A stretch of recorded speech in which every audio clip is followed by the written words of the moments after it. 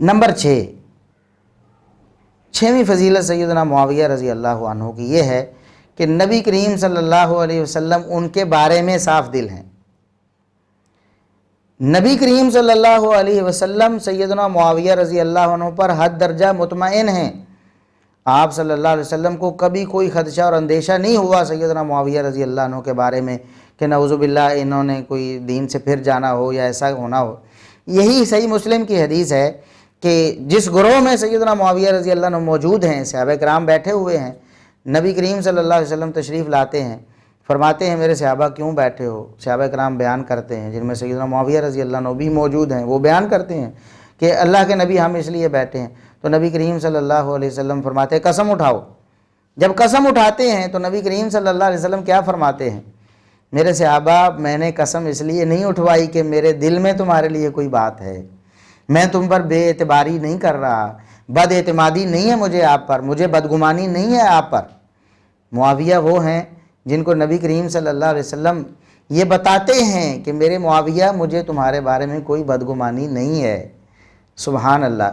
کیا مرزا صاحب یہ نبی پاک صلی اللہ علیہ وسلم کا فرمان جو موجود صحابہ تھے، جن میں سیدنا معاویہ رضی اللہ عنہ بھی موجود تھے، ان کو یہ فرمانا کہ میرے صحابہ میں نے قسم اس لیے نہیں اٹھوائی کہ میرے دل میں تمہارے لیے کوئی بات ہے، میں تمہارے بارے میں بدگمان نہیں ہوں، یہ نہ سمجھ لینا کہ میرے دل میں کوئی بات تھی، مجھے یقین نہیں تھا تم پر اس لیے قسم اٹھوا رہا ہوں۔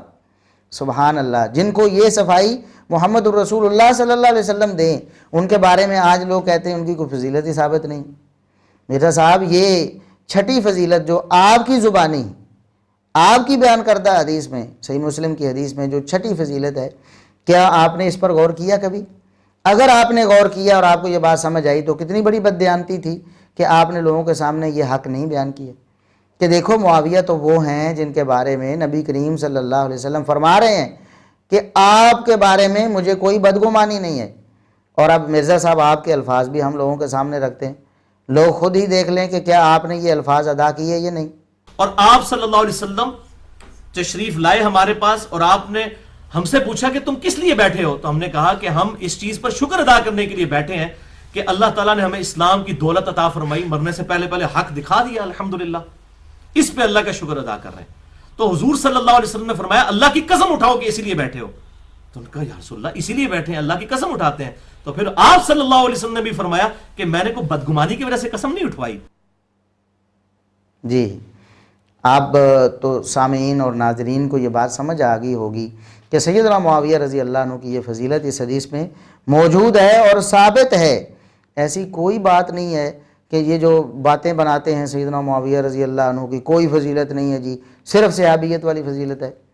اب یہ کیا ہے جو 6ٹھے نمبر پر ہم نے بیان کیا کہ نبی کریم صلی اللہ علیہ وسلم خود فرما رہے ہیں کہ مجھے معاویہ سے کوئی بدگمانی نہیں ہے۔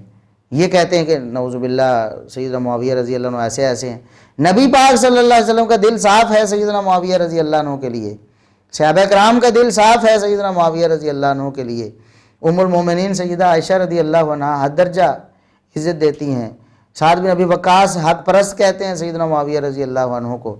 سیدنا ابو الدرداء رضی اللہ عنہ نبی کی سنت کا اور نماز کا شہدائی کہتے ہیں سیدنا معاویہ رضی اللہ عنہ کو۔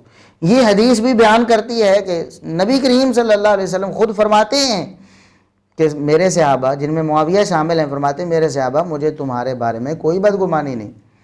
سبحان اللہ! کتنی بڑی فضیلت ہے، کتنی بڑی فضیلت ہے نبی کریم صلی اللہ علیہ وسلم کی زبانی جو سیدنا معاویہ رضی اللہ عنہ کو اور وہاں موجود صحابہ کرام کو حاصل ہوئی، لیکن مرزا صاحب ماننے کے لیے تیار ہی نہیں ہیں۔